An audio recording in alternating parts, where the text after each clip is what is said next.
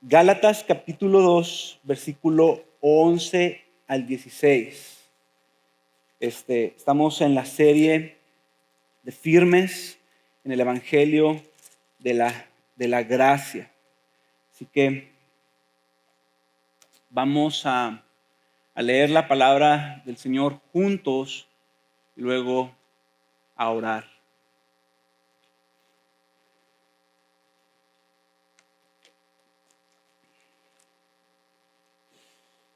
Muy bien. Pero cuando Pedro vino a Antioquía, me opuse a él cara a cara, porque él era digno de ser censurado.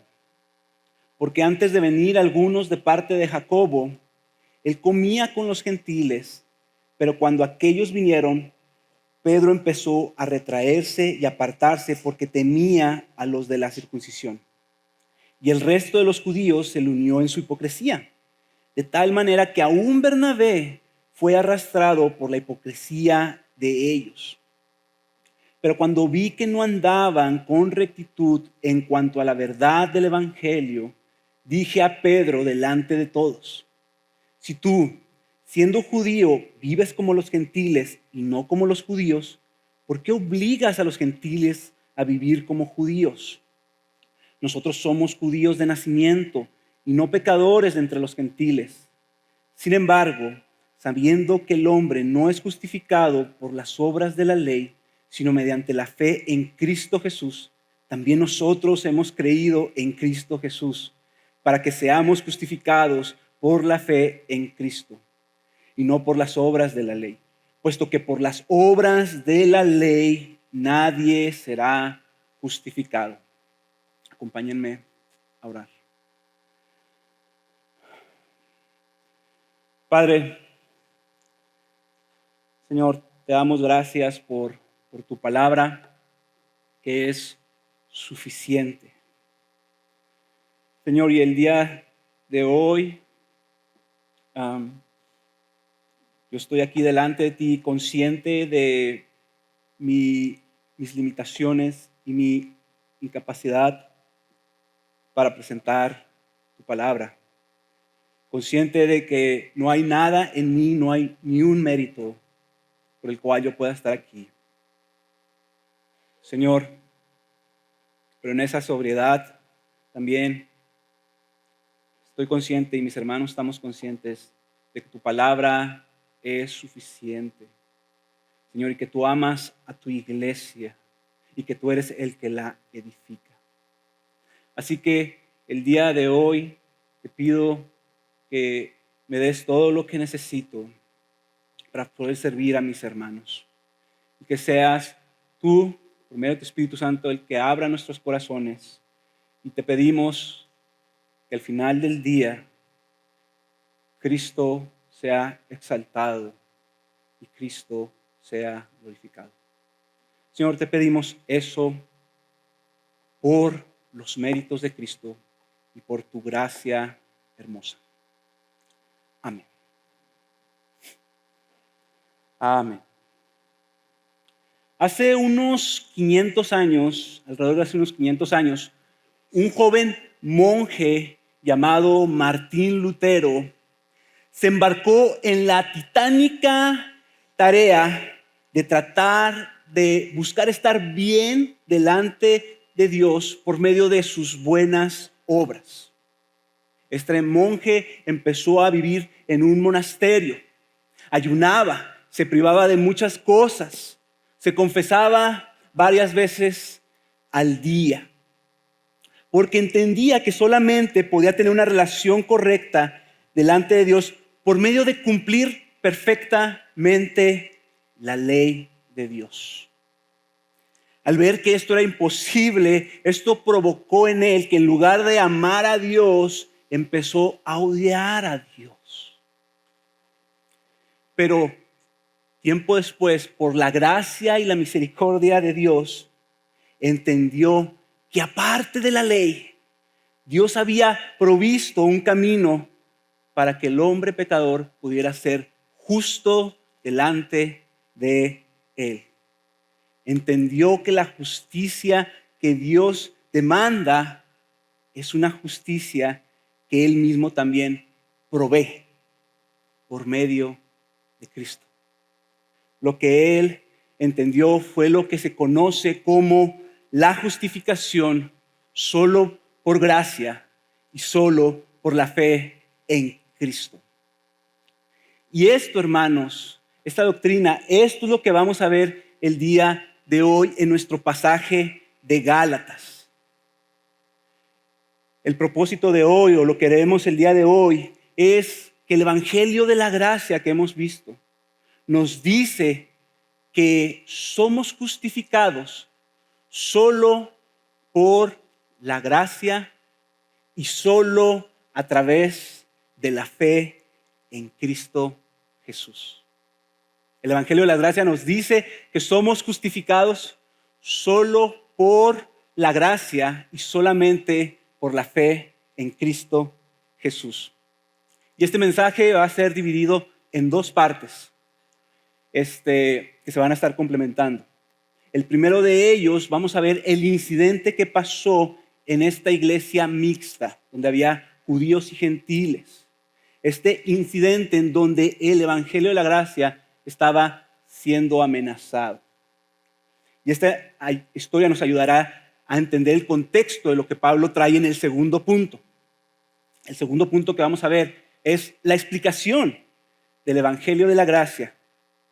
Y esa explicación es lo que le da título a este mensaje, que es justificados solo por medio de la fe en Cristo. Es el nombre del mensaje del día de hoy, justificados solo por medio de la fe en Cristo Jesús. Así que vamos a ver primeramente la primera parte. Y es del versículo 11 al versículo 14, la defensa del evangelio de la gracia. La defensa del evangelio de la gracia. Y voy a leer nuevamente esta sección. Pero cuando Pedro vino a Antioquía, me opuse a él cara a cara, porque él era digno de ser censurado. Es Pablo hablando. Porque antes de venir algunos de parte de Jacobo, él comía con los gentiles, pero cuando aquellos vinieron, Pedro empezó a retraerse y apartarse porque temía a los de la circuncisión. Y el resto de los judíos se le unió en su hipocresía, de tal manera que aún Bernabé fue arrastrado por la hipocresía de ellos. Pero cuando vi que no andaban con rectitud en cuanto a la verdad del evangelio, dije a Pedro delante de todos: si tú, siendo judío, vives como los gentiles y no como los judíos, ¿por qué obligas a los gentiles a vivir como judíos? La semana pasada se nos habló de la primera gran controversia que hubo en la iglesia. Esta tenía que ver con unos judíos convertidos que estaban enseñando e insistiendo que para que los gentiles fueran verdaderamente salvos, tenían que cumplir o atenerse a cumplir las prácticas judías que tenían que ver principalmente con la circuncisión, que era básicamente hacerse judío, y guardar la ley de Moisés. Esto, como se nos dijo, llevó a un concilio en donde se afirmó y protegió la verdad del evangelio, que básicamente decía esto: la salvación es solo por gracia de Dios y solo mediante la fe en Cristo. Ahora, el día de hoy veremos que el evangelio de la gracia estaba también siendo comprometido, pero no por hermanos falsos, no por judíos fariseos, sino por hermanos verdaderos, hermanos amados. Pedro, el pilar de la iglesia, Bernabé y otros judíos cristianos que eran miembros de esa iglesia en Antioquía.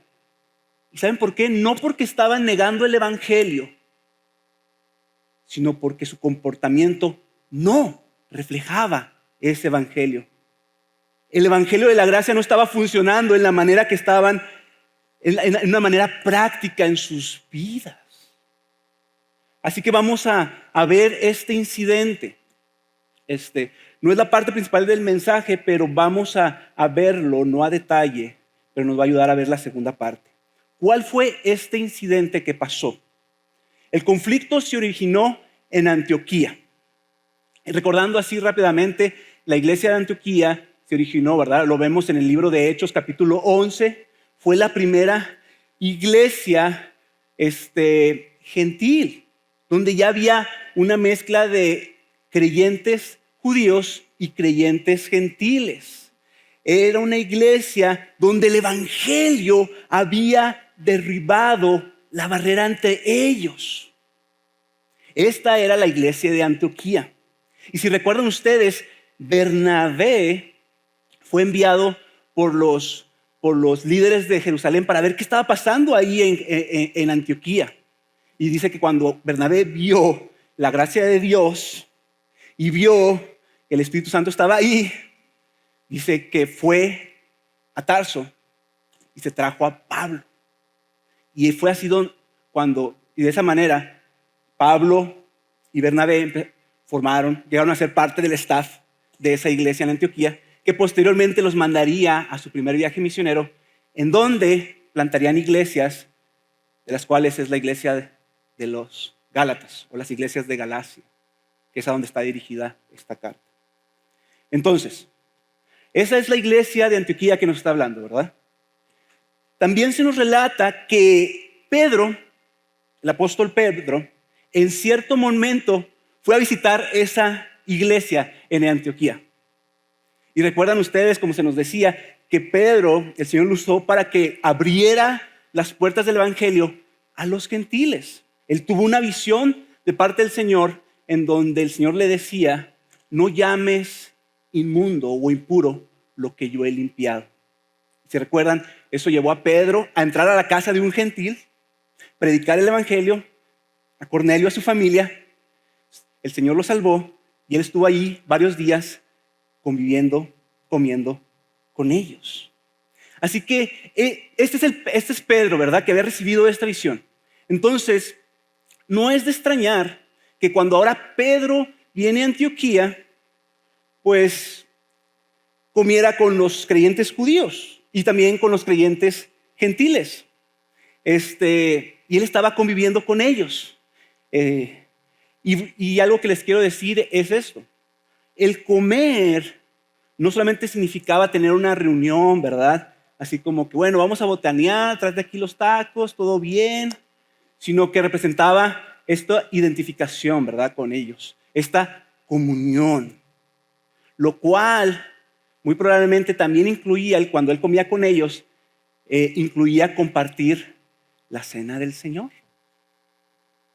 Así que aquí en esta iglesia estamos viendo algo hermoso. La barrera divisora entre judíos y gentiles ha sido derramada. Los hermanos viven en la libertad del evangelio, disfrutando la comunión en las mesas. Y esto lo veían los cristianos judíos. Wow, así es como funciona el evangelio. Sin embargo, esto empezó a ser amenazado. Fíjense lo que pasa.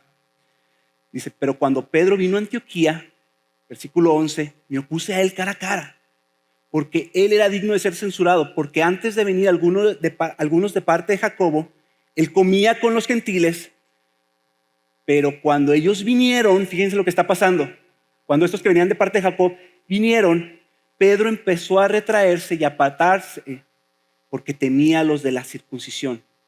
Y el resto de los judíos se le unió en su hipocresía, de tal manera que aún Bernabé fue arrastrado por la hipocresía de ellos. Al venir estos judíos de parte de Jacobo, empezaron quizás a reclamarle a Pedro: ¿por qué está comiendo con gentiles? Y no sabemos exactamente qué pasó hasta aquí, ¿verdad? ¿Por qué no está respetando las restricciones dietéticas?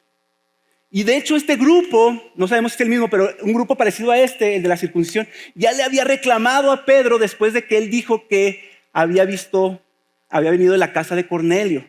En Hechos 11, capítulo Hechos 11, versículo 2 al 3, ya le habían reclamado. Fíjense lo que le dijeron a Pedro.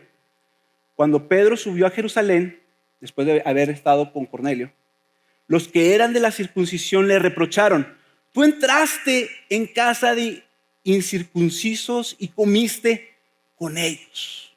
Entonces ya estaba este tema ahí. Y ahora, nota aclarativa, ¿verdad? Sobre Jacobo, porque me decía mi esposa: ¿quién es Jacobo? Jacobo es Santiago. Y así como, Jacobo es Santiago. Es el hermano de Jesús. Es el que escribió la carta de Santiago, pilar de la iglesia. No quiere decir necesariamente que Santiago les dijo: vayan a ver, a supervisar qué onda, ¿verdad? De hecho, en Hechos 15, versículo 24, él dice, ¿verdad?, junto con otros, que había hermanos que ellos no habían autorizado y que estaban perturbando a los gentiles con sus palabras. Así que puede que sí los envió Jacobo, puede que no, pero sea lo que sean los argumentos que estaban trayendo, lo importante es qué provocó esto en Pedro.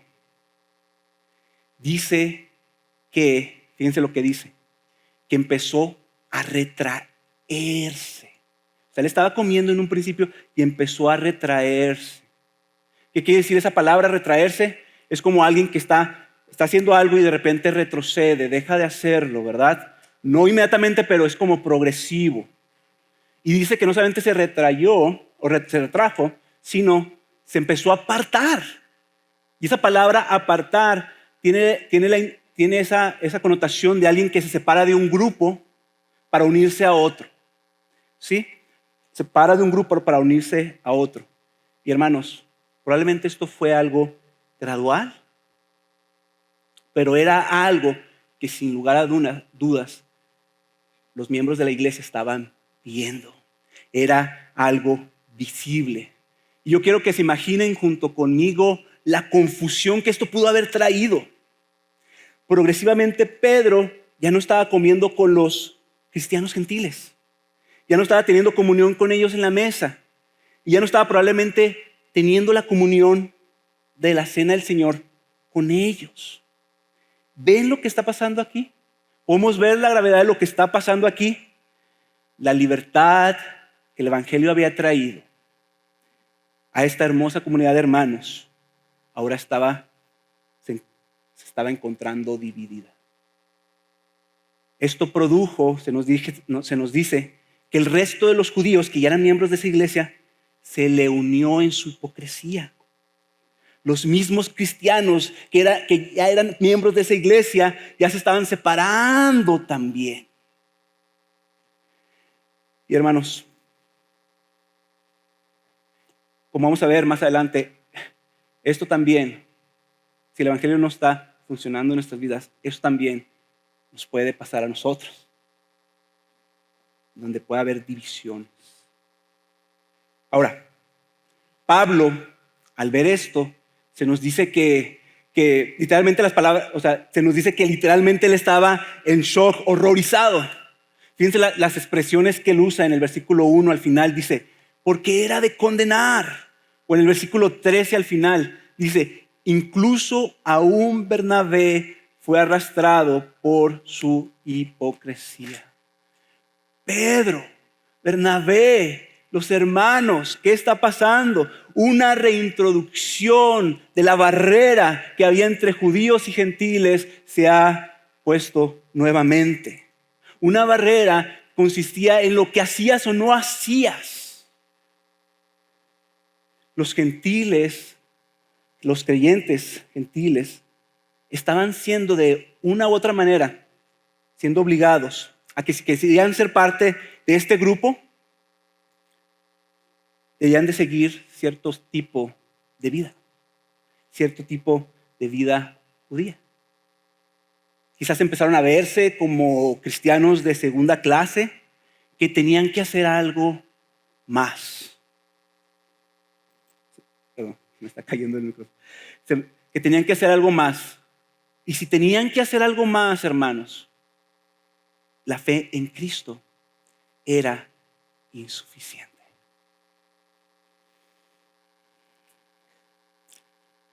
Y eso es contrario al evangelio de la gracia. Así que al ver que el evangelio estaba siendo comprometido, ¿qué hace Pablo? Va y confronta a Pedro. Imagínate estos dos gigantes, ¿verdad? Entonces, debió haber sido algo que ver. Ahora, antes que nada, la pregunta es, para clarificar, ¿qué pasó con Pedro? O sea, ¿qué pasó con Pedro? ¿Acaso Pedro había cambiado de doctrina? La respuesta es no. Había cometido un error sin darse cuenta. Híjole, se me olvidó la visión que tuve. Es que, ¿sabes qué, Pablo? Es que, ¿sabes qué? No supe qué onda aquí, o sea, me confundí. No. ¿Acaso Pedro era de doble ánimo y actuaba según las situaciones? Miren, no sabemos, probablemente no. Pedro era cabezón como yo lo soy, ¿verdad? Pero creo que la clave de lo que estaba pasando y de lo que va a informar ahora sí nuestro mensaje tiene que ver en el versículo 14. ¿Qué estaba pasando con Pedro? Fíjense el versículo 14. ¿Qué es lo que vio Pablo?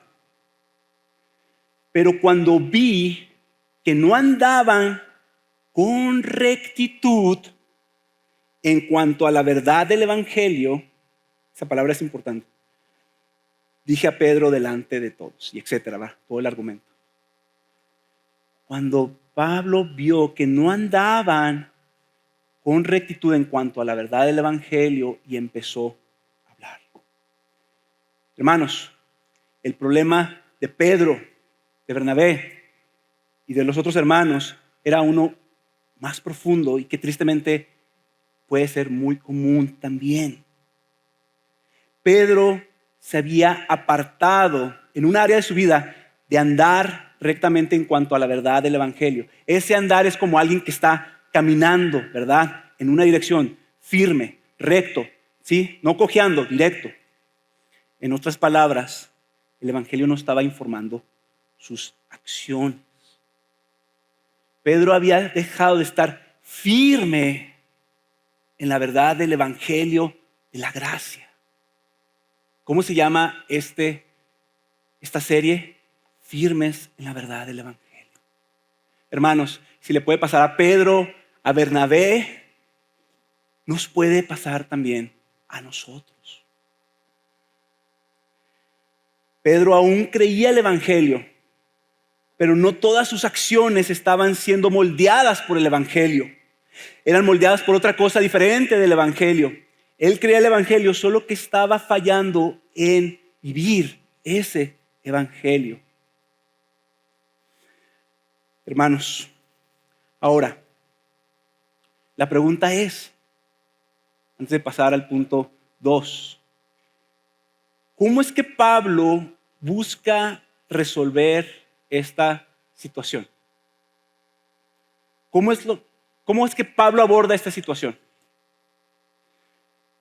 Él busca ver la situación como hay una falta de carácter de Pedro, voy a hablar a su falta de carácter. Pedro, ¿qué onda con esto? O busca hablar del temor de Pedro. Pedro, veo temor del hombre en tu vida, así que voy a hablar del temor. Tú vas a dar un mensaje, un sermón del temor. O busca abarcar o abordar la hipocresía de Pedro.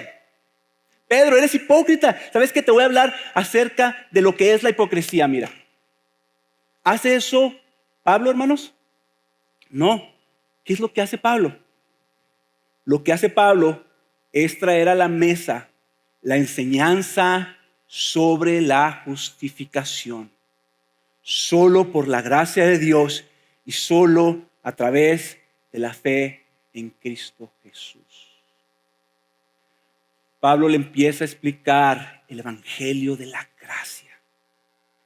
Pedro necesitaba recordar qué es la justificación, que significa que somos salvados por la fe en Cristo y no por obras.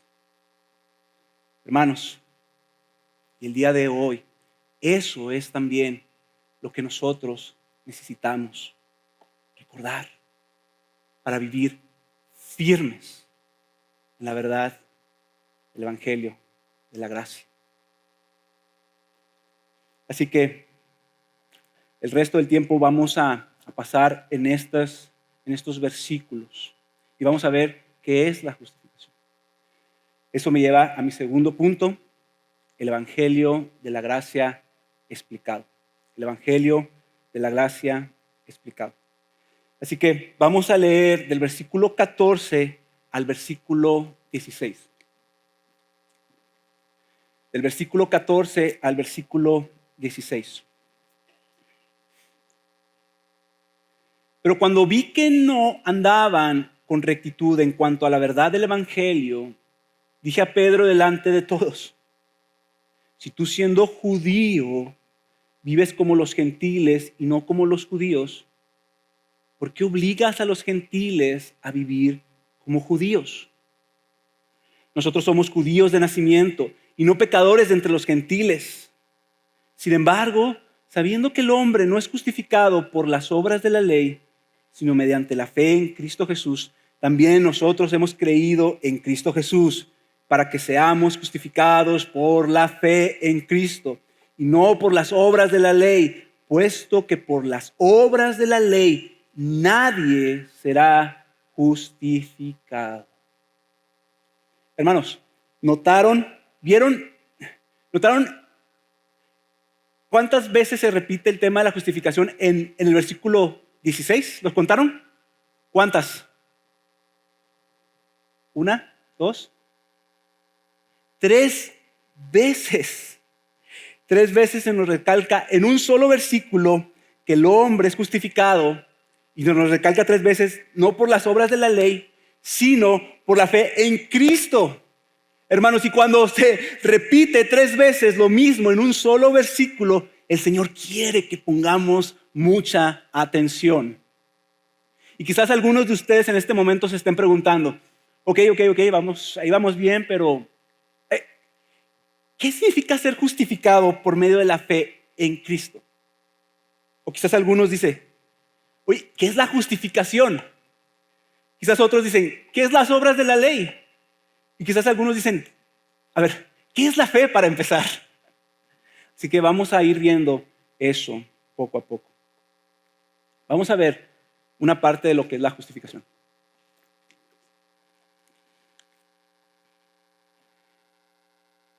Ser justificado es un término legal. Estamos hablando humanamente primero. Es un término legal donde una persona está delante de un juez, ¿sí? Una persona está delante de un juez y para ser declarada ya sea justa o culpable. En términos humanos, el juez hace un veredicto en cuanto a si la persona es culpable, en cuanto a la ley, o si la persona no es culpable, sino es recta en relación a la ley. Si es recta, lo justifica, ¿verdad? Tú eres justo. Si no es recta, lo contrario a la justificación es condenación, la condena. Esto es el sentido más amplio de la palabra. ¿Sí me están siguiendo? ¿Sí? Muy bien. Fíjense cómo lo vemos en Deuteronomio 25:1. Deuteronomio 25:1. Ese pasaje es interesante. Fíjense cómo nos explica. Cuando 2 hombres tengan un pleito, se presentarán ante el tribunal y los jueces decidirán el caso, absolviendo al inocente y condenando al culpable. ¿Sí se fijan? El juez no está siendo justo o no está siendo culpable a la persona. Simplemente está haciendo un veredicto y dice: mira, ¿tú eres culpable? Ok, el veredicto es condenado. ¿Tú eres justo? Este es mi veredicto. Inocente, ¿verdad? O justo. Ok. Eso es lo que estamos viendo, ¿verdad? Declaran justo al justo y declaran malvado al que es malvado. Ahora, ese es el sentido más básico. Pero ahora vamos a llevarlo en cuestión de Dios. en base a qué Dios emite un juicio para una persona. ¿Sí? ¿Y cuál es la justicia que Dios demanda de los hombres? Y la justicia, hermanos, básicamente ese término justicia es lo que Dios dice que es correcto. Aquello que Dios dice, esto es bueno. Cuando Dios creó el mundo, hizo, esto es bueno esto y es bueno aquello. Eso es lo que tiene que ver con la justicia. Todo lo que Él dice de cómo debemos de vivir. O para ponerlo en términos más sencillos, nosotros fuimos hechos a imagen de Dios. Vivir en justicia es vivir en base a esa imagen en donde le estamos reflejando su amor, su bondad, su servicio, su gratitud, su generosidad, etcétera. Todo eso que le refleja y le da gloria. En ese sentido, es vivir en justicia. Ok, ahora, en relación a la ley, toda la ley apunta a eso. Y aquí vamos a simplificarlo. ¿En qué se resume toda la ley, toda la justicia de Dios? ¿En qué se resume, hermanos? En 2 mandamientos. Exactamente. Amarás al Señor tu Dios con todo tu corazón, con toda tu mente, con todas tus fuerzas, y amarás a tu prójimo como a ti mismo. Si una persona hace eso perfectamente, sin fallar, se puede decir que esa persona es justa delante de Dios. Ahora, hermanos, ¿cuál es el problema con esto? ¿Quién puede decir que ha cumplido esa justicia perfectamente? ¿Quién puede decir que ama a Dios perfectamente y ama a su prójimo perfectamente? Y volviendo a Pablo, ¿verdad? Pablo les está diciendo, si tú descansas en esa justicia, en esa ley, como medio para estar bien delante de Dios, no vas a poder. ¿Por qué? Dice, porque el hombre no es justificado por medio de las obras de la ley. Y fíjense cómo lo repite, y por las obras de la ley, y no por las obras de la ley, puesto que por las obras de la ley, y recalca, nadie será justificado. 3 veces Pablo quiere que entendamos, no es por las obras de la ley. Y este pasaje que estamos leyendo hace un eco al Salmo 43, versículo 1 y 2, donde David mismo entendía esto y está clamando a la misericordia de Dios. Fíjense el Salmo 143, cómo hace eco a esto. Oh Señor, escucha mi oración, presta oído a mis súplicas, respóndeme por tu fidelidad, por tu justicia, y no entres en juicio con tu siervo. ¿Por qué no entres en juicio? Porque no es justo delante de ti ningún ser humano. Ningún hombre será justo delante de ti, dice David. Nadie puede cumplir los estándares de Dios. ¿Por qué? No solamente porque son grandes. ¿Saben por qué? Porque hemos heredado el pecado de Adán. Esa es la realidad humana. Y eso es lo que Pablo le quiere comunicar a Pedro y a los demás. Él les dice, miren, en efecto, somos judíos de nacimiento. Sí, Pedro, Bernabé, yo mismo, somos judíos de nacimiento. En efecto, tenemos bendiciones. Hemos sido bendecidos con los oráculos. Hemos sido bendecidos con las promesas. Hemos sido bendecidos con las profecías. El Mesías viene de nosotros. Es verdad. No hemos venido entre los gentiles pecadores que no conocían a Dios. Es verdad. Ellos que están cometiendo cosas inclusive vergonzosas, ¿no venimos de ellos? ¿No somos como esos pecadores? Gentiles entre los pecadores. Quizás esa era una frase que usaban los de la circuncisión, ¿verdad? Oye, estás comiendo con pecadores. Curiosamente es lo que le dijeron a Jesús, ¿verdad? ¿Qué le decían los fariseos a Jesús? ¿Por qué estás comiendo con recaudadores de impuestos y con pecadores? Nosotros no somos pecadores, pero Pablo está diciendo, ¿saben qué? nosotros hemos sido favorecidos, sí, pero ni los judíos ni los gentiles, ninguno será justificado por medio de las obras de la ley. Nadie será justificado por medio de las obras de la ley. Y me encanta porque Pablo ya no empieza a hablar de estos grupos, ¿verdad? Ni los judíos ni los gentiles. Él dice, ¿saben qué? No empieza a hablar de gentiles ni judíos. ¿Qué empieza a decir? El hombre. ¿Saben qué? Somos hombres. El hombre no será justificado, ningún hombre será justificado. ¿Sí?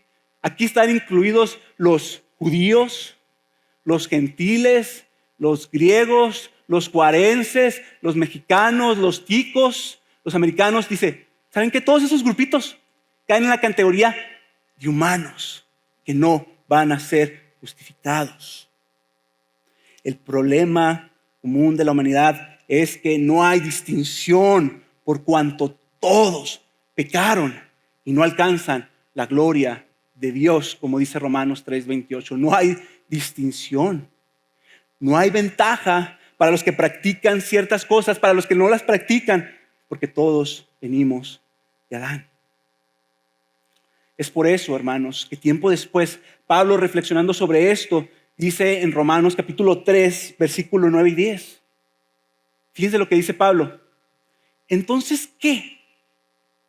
¿Somos nosotros mejores que ellos? De ninguna manera, porque ya hemos denunciado que tanto judíos como griegos, todos están bajo pecado. Como está escrito, no hay justo ni aún uno. Y hermanos, la ley no tenía el propósito de justificar, sino de mostrar nuestra incapacidad para cumplirla y nuestra necesidad de un Salvador. Y esto lo vemos claramente en la historia del joven rico, en Lucas capítulo 18, versículo 18. ¿Se acuerdan de esa historia? Viene un hombre, un joven rico con Jesús y le dice, ¿qué debo de hacer para heredar la vida eterna? Y Jesús le dice, pues, ¿te sabes los mandamientos? O sea, haz los mandamientos, no cometas adulterio, no mates, no hurtes, no des falso testimonio, honra a tu padre y a tu madre. ¿Y qué le dice este joven rico? Todo lo he cumplido. Yo soy justo desde mi juventud. Y Jesús le dice, mira, ok. ¿Cómo estamos con el primer mandamiento? No tendrás otros dioses delante de mí. Es más, ese mandamiento que se podría resumir, amarás al Señor tu Dios por encima de todo. Vende todo lo que tienes y dáselo a los pobres. Quizás ahí estaba incluido también el segundo, ¿verdad? Y ven y sígueme. Y dice,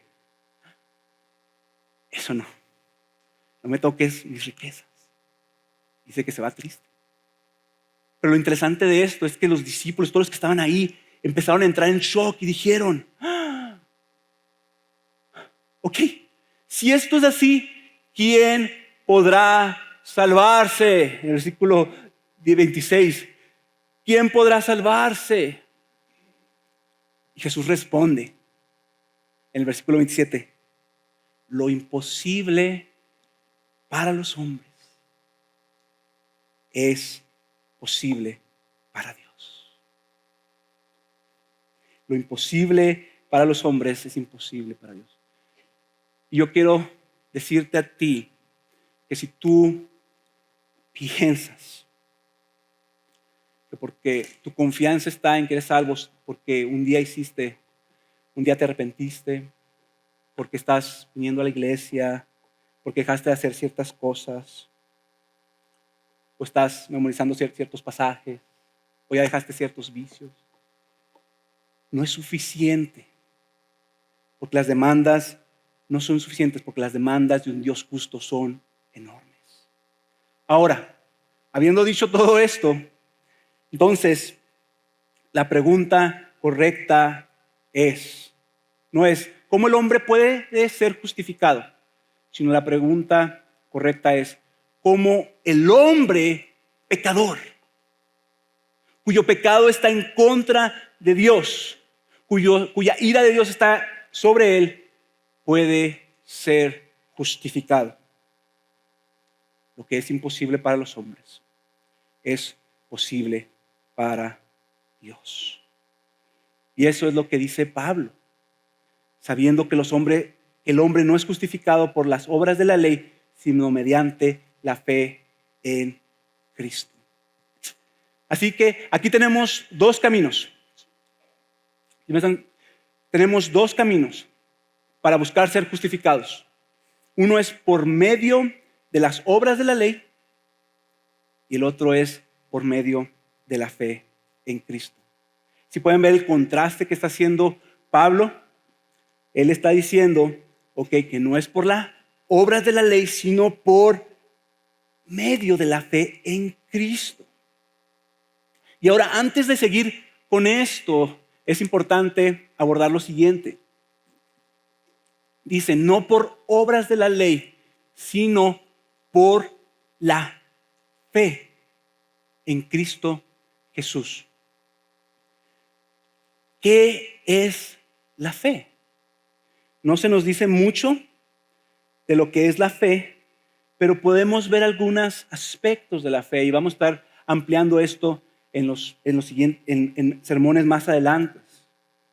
Lo primero que vemos aquí claramente es que está contrastando con las obras. Entonces, número uno, la fe no es una obra. No es una obra. Si dice no por las obras, sino por la fe no es una obra. No es algo que se puede contar como un mérito humano. No es obra. ¿Qué es, hermanos? Si no es una obra, ¿qué es? Es una manifestación de la gracia de Dios. Solamente Dios la genera y nosotros somos los que creemos. Véanlo en el ejemplo de Pablo. Pablo iba a matar a cristianos y cuando el Señor se encontró, él no tenía ni un mérito. Fue revelado el Señor y él dijo, aquí estoy. Así que el Señor es una manifestación de la gracia de Dios. La fe, eso es importante. ¿Sí? Ahora, esa es una parte que tenemos que tener claro. No es una obra.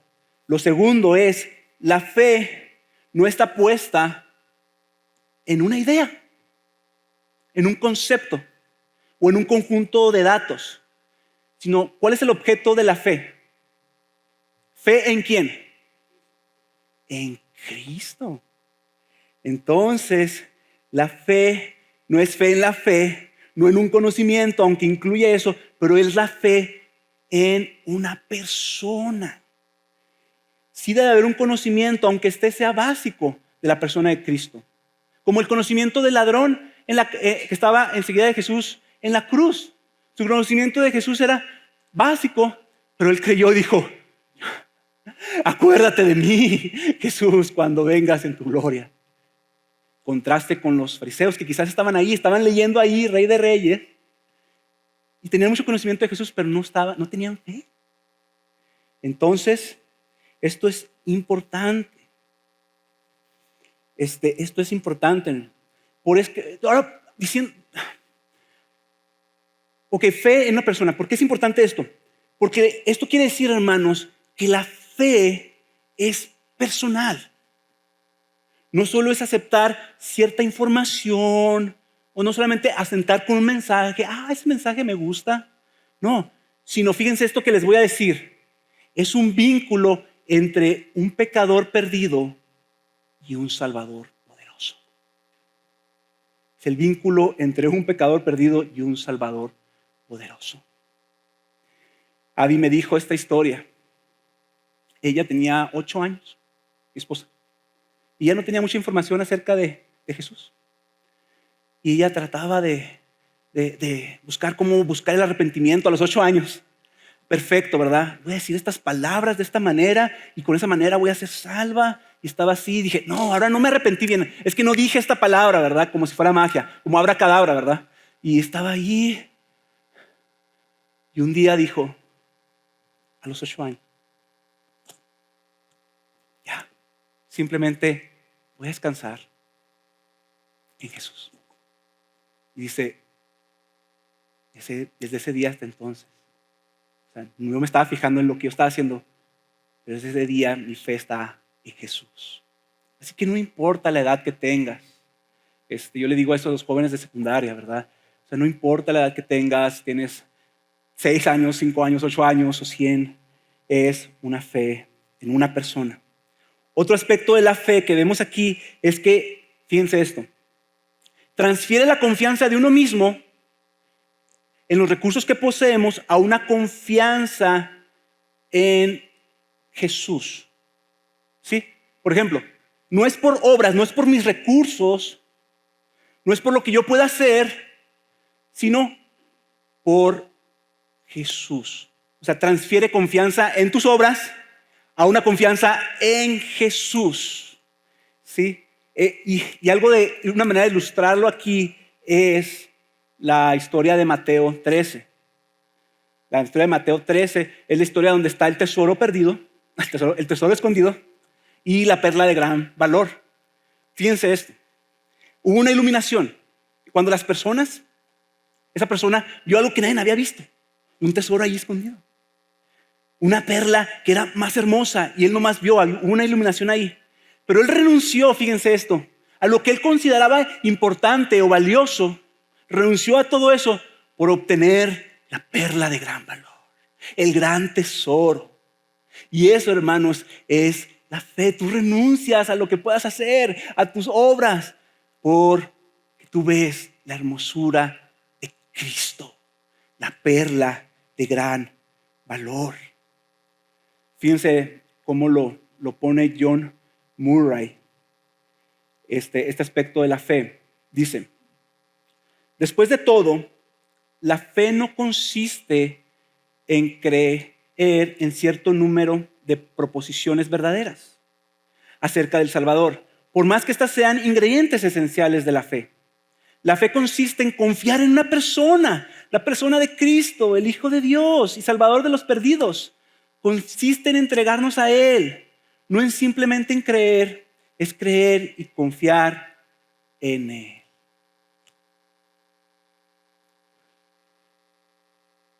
¿Confías en Cristo? La perla de gran valor.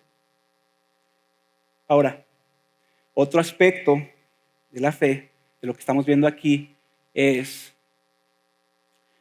que la fe en Cristo es el medio para ser justificado. ¿Sí lo vemos? Fíjense.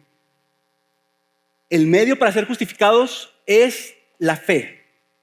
Ok, y aquí es importante recalcar esto. La fe no es la que salva, sino la fe en Cristo. Y más específicamente, Cristo es el que salva por medio de la fe. La fe, hermanos, es un instrumento. Pero Cristo y su obra expiatoria es la base de lo que nos salva, su sangre. Una manera que lo puedes ver así es el ejemplo que da el pastor John Piper. Él da este ejemplo de la píldora, no sé si lo han escuchado. Él dice, imagínense esto. Cristo es la píldora. Él es el que salva. Él es el que cura, ¿verdad? La píldora es la que cura. La fe es la saliva. La saliva no tiene atributos curativos, pero es el medio por el cual la píldora, que sí cura, llega a uno. Esa es la fe, ¿verdad? Hasta las saboreas, ¿verdad? Saboreas a Cristo. Cristo. Por eso tengo sed. Entonces, hermanos, no sé si lo podemos ver. Entonces, la fe en sí no es la que salva, es Cristo, pero es por medio de la fe. Ahora, en ese sentido, hablando de recibir, ¿verdad? La píldora, la fe es el recibir de Cristo, es el recibir de la gracia. La gracia es ese Dios que se da a nosotros, ¿verdad? Es el favor de Dios hacia nosotros. La fe es ese recibir de esa gracia. Esa palabra recibir, estamos recibiendo a Cristo. Me gusta mucho lo que leyó el pastor Carlos. No lo tenía aquí, pero fíjense lo que dice Juan, capítulo 1. Pero todos los que le recibieron a Jesús, ahí está la palabra. Todos los que le recibieron, le dio el derecho de llegar a ser hijos de Dios. Es decir, a los que creen en su nombre. recibir. Es decir, ¿qué es esto? A los que creen en su nombre, ¿verdad? Que no nacieron de sangre, ni de voluntad de carne, ni de la voluntad de hombre, sino de Dios. Hermanos, otra ilustración, ¿verdad? Para ver, ¿verdad? De ese recibir. Y esta me gustó porque la dio el pastor Timothy Keller. Ese recibir es como el recibir del hijo pródigo. Todo sucio, todo cochino, y llegó ante su padre. ¿Y qué recibió? Ropas limpias, anillo, cordero, gordo. Y todo eso era de su hermano mayor, ¿verdad? Estamos recibiendo a Cristo. Así, hermanos, recibimos a Cristo. Esta es nuestra fe. Y al recibirnos, nosotros somos hechos sus hijos. Los recibimos de tal manera que literalmente Cristo se une a nosotros. Literalmente estamos unidos a Él. ¿Y por qué hago tanto énfasis en esto, hermanos? Porque la fe no es algo solamente intelectual. No es solamente algo que yo acepto ciertas ideas. Es que tú tienes a Cristo y Cristo te tiene a ti y estás unido a Él. ¿Y por qué les digo esto? Porque si no vemos la fe de esa manera, ¿saben qué va a pasar? Vamos a ver también nuestra justificación de una manera mental, de una manera no personal, de una manera teórica. Sino tiene que ver, está súper conectado con nuestra unión con Cristo, con el Cristo que recibimos. La justificación está ligada a ese Cristo que tenemos. ¿Y por qué se los digo así? ¿Por qué les leímos este pasaje de Juan, verdad? Porque entonces la justificación tiene sentido. Eso quiere decir que si yo estoy unido a Cristo, su muerte por mis pecados es mi muerte también. Cuando Él murió, yo morí porque yo estoy unido a Él. Su vida perfecta de obediencia es mi vida perfecta de obediencia también porque yo estoy unido a Él. Por eso es importante ver esto. Ahora, ¿cuánto tiempo llevo, Cuauhtémoc?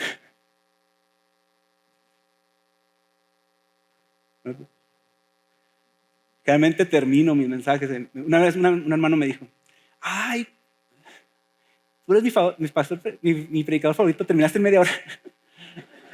Okay. Hermanos, pero no quiero correr, quiero traer esto. Fíjense esto. Dice Alex, dale. Ok. Entonces, miren, es que es bien importante conectar la unión con Cristo, con la fe, ¿verdad? Y la justificación también. Si no, lo vamos a ver como un concepto ahí extraño. Y no va a funcionar en nuestras vidas. Y cuando Alex llegue la semana pasada con el versículo 20, vamos a decir, wow, por eso. Ya no soy yo el que vive, sino Cristo vive en mí. Y eso hace toda la diferencia. Amén. Muy bien. Ok, ahora, hablando todo esto, vamos a hablar de la justificación. Ok, la justificación tiene dos aspectos. Número uno, la justificación contiene dos aspectos. Véanlo como una moneda de dos caras. La justificación tiene el perdón de pecados. Jesús muere y te perdona de todos tus pecados. Él es el Cordero de Dios que quita el pecado del mundo. Eso es lo que logra la justificación. Es una parte. Pero, hermanos, el perdón de pecado es solamente una parte de nuestra justificación. Sí, ahí está el juez, culpable, tienes que pagar esos pecados. Tienes que pagar por eso. La justificación te dice que Cristo paga por eso. Pero la justificación, hermanos, para poder ser declarados justos, se necesita más que solamente ser perdonado de nuestros pecados. O sea, alguien lo decía así. Si solamente fuera la justificación, el perdón de pecados es pasar de -1 a 0. ¿Ok? Ya no tengo nada negativo. pero ahora no tengo obras de justicia. Ok, ahora dale, ¿verdad? Es como si Dios dijera, ok, ya fuiste perdonado, pero ahora cumple la ley. Ámame a mí con todo tu corazón y ama a tu prójimo. A ver, no podríamos, ¿verdad? Entonces, por un lado, intentamos esto, ¿verdad? El lado de la moneda es el perdón de pecados. El otro lado de la moneda, de lo que es la justificación, es que Cristo cumple toda justicia. Él, como hombre perfecto que no pecó, hizo todo lo que se le demandaba como hombre. Alguien dijo, Adán pecó, Adán nació sin pecado y pecó. Cristo nació sin pecado y no pecó, y Él fue nuestro representante perfecto. Ahora, para poder entender lo anterior, todo esto que les dije, las dos partes, creo que hay un pasaje muy importante que tenemos que ver. Vayan por favor a Romanos capítulo 5, versículo 18 al 19.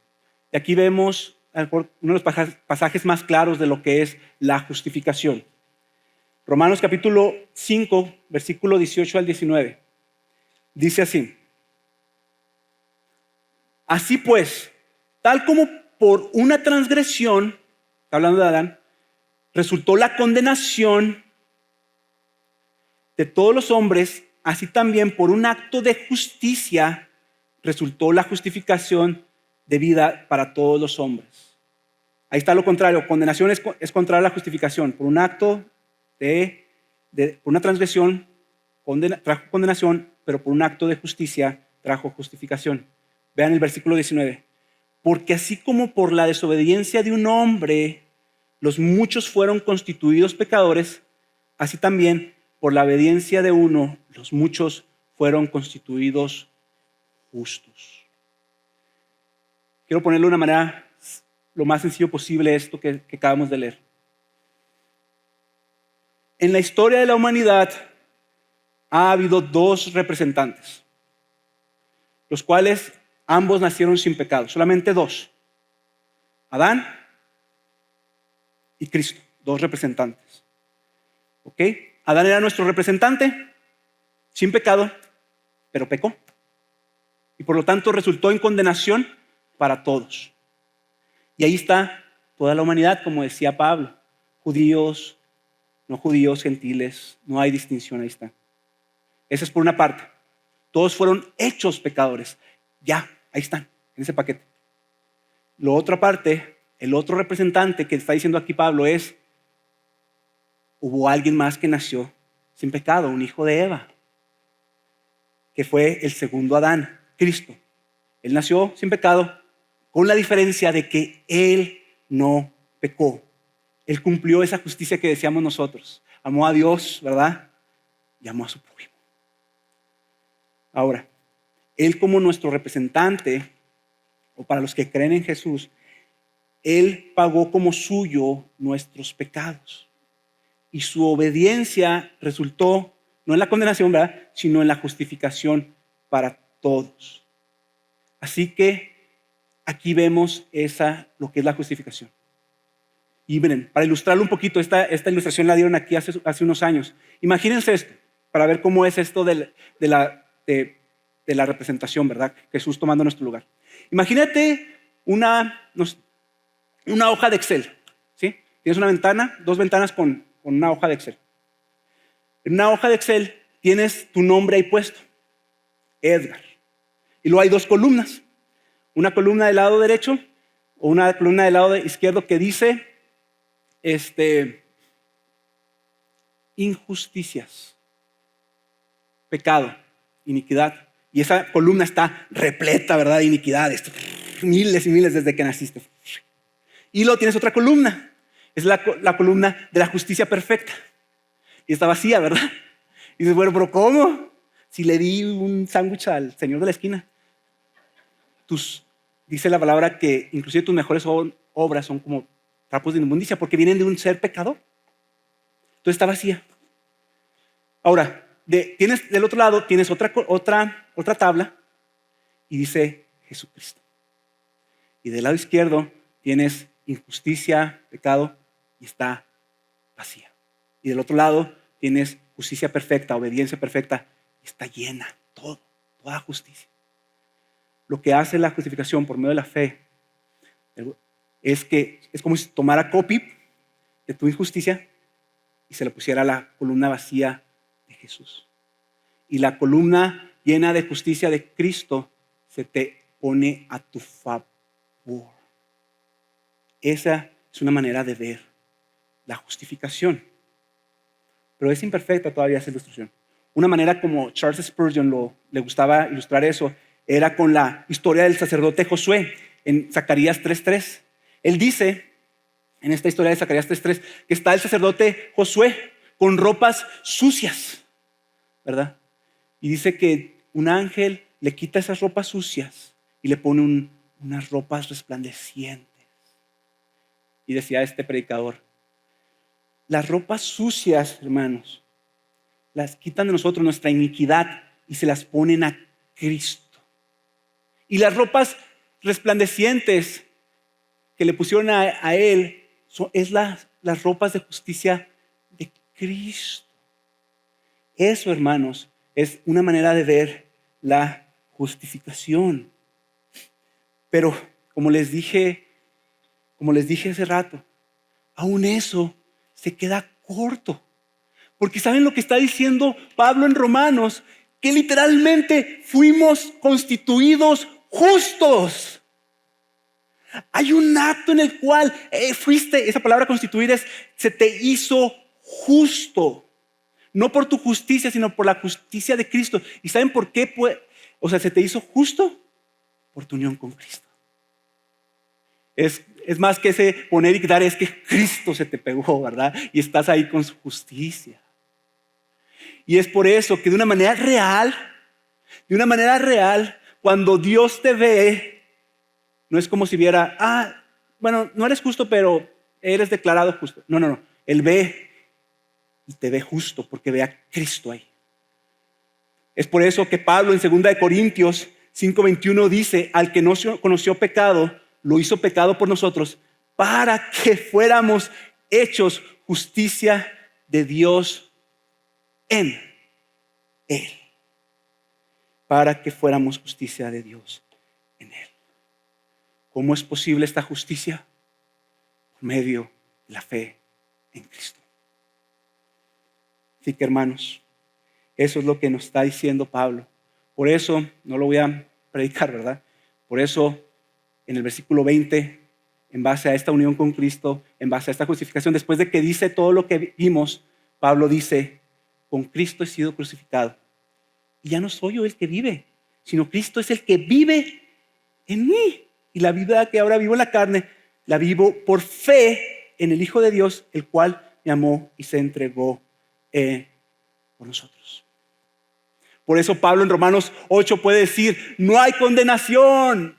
Contrario a lo que es la justificación, no hay condenación, hay justificación ahora. No hay condenación para los que están en Cristo Jesús. Y en ese mismo pasaje Pablo dice, ¿quién acusará a los escogidos de Dios? Cristo es el que justifica. Así que, hermanos, de una manera real, Él te ve justo. Y yo quiero decirte nomás esto, la hermosura. ¿Puedes creer que desde el momento que tú creíste, que vino Cristo a tu vida, desde ese momento hasta toda la eternidad, cuando el Padre te vea, aunque las puertas del infierno te estén acusando y estén recalcando todos tus pecados, por toda la eternidad el Padre te va a ver justo, te va a ver amado, justo, amado, lleno de gracia y de verdad? Esa, hermanos, es la gloria del Evangelio. Y todo esto es la justificación solo por la gracia y solo por la fe de nuestro Cristo. Y esta es nuestra esperanza en esta vida y en la que viene. Conclusión. Hermanos, si Pablo y Bernabé fueron propensos a no estar firmes en la verdad del Evangelio, la verdad es que nosotros también podemos no estarlo. Quizás no quiere decir que neguemos el Evangelio, pero sí que nuestras vidas no reflejen ese Evangelio. Y esta justificación, la justificación por la fe, tiene enormes implicaciones para nuestra vida en comunión. ¿Por qué, hermanos? ¿Cómo vas a ver a tu hermano que a lo mejor no hace las mismas cosas que tú? No está criando a tus hijos como tú los estás criando, ¿verdad? A lo mejor no llega tan temprano como tú estás llegando. O no hace ese tipo de cosas como tú estás haciendo. No vive como a lo mejor tú piensas que deberían de vivir los cristianos. ¿Vas a alejarte de él? Es que ese hermano, ¿vas a caer en lo mismo? El evangelio funcionando en nuestras vidas nos dice, ese hermano, como está, es un justo, amado por Dios, perdonado, ¿sí? Y por toda la eternidad, justo. ¿Cómo vemos a los hermanos? ¿Esperamos a que ya empiecen a cambiar para aceptarlos? ¿Cómo tratas a los que están batallando con ciertos pecados? ¿Le sacas la vuelta? Si hay alguien en tu grupo de casa, ¿cómo lo ves? ¿Cómo ves tu propia relación con Dios? Cuando estás en ese caminar, ¿qué dices? Otra vez, volví a caer, volví a fallar, necesito esforzarme, ahora no leí mi Biblia, ahora le grité a mi esposa. Tengo que esforzarme más. O volteas a ver al cielo, ves al Cristo que murió por ti. Y cantas de alegría, gloria a Dios, que no hay ahora condenación. Vean su tarea de su grupo de casa. Hay varias preguntas ahí relacionadas con eso. Y quisiera terminar con una ilustración que le pedí a mi suegro. Mi suegro también es predicador. Le dije, oye, dame oportunidad de usar esta ilustración. Dijo, claro que sí. Quiero terminar esta ilustración que nos habla de cómo la gracia de Dios abarca toda nuestra vida, de principio a fin. Imagínense esta historia. Imagínate que vas a ver la historia de tu vida en el cine. Si estás ahí en el cine, estás solo y enseguida de ti está un ángel. Y ahí está el ángel, ¿verdad? Contigo para explicarte todo, ¿verdad? Estás ahí y estás en el cine tú solo y está la pantalla oscura, así como. Y le preguntas al ángel, oye, ¿cuándo empieza mi vida? ¿Cuándo empieza la película de mi vida? Y te dice, ya ha empezado. Así era tu vida antes de Cristo. Oscura, negra, en tinieblas, vacía. Y en ese momento, de repente, la pantalla se ilumina. Y ahora hay luces, hay colores, se llena y es algo maravilloso de ver y tú no puedes creer todo lo que está pasando, de estar en oscuridad a estar con esta luz y es majestuoso, es maravilloso y todo eso, tú estás emocionado. ¡Wow! Y al final de la película de tu vida vienen los créditos, ¿verdad? Y ya ven que a veces algunas películas vienen infinidad aburridos créditos, ¿verdad? Y el que hizo esto, el que hizo esto, el que hizo esto, el que contribuyó a esto, el que agarró el micrófono. Pero en los créditos nomás viene un solo nombre: Jesucristo. Entonces tú te quedas así y dices, ¡ay caramba! Oye, pero ¿qué pasó, Ángel? Pero yo no contribuí nada. No.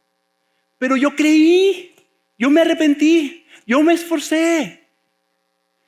Y te dice, todo al final, de principio a fin, es por la gracia en Cristo Jesús.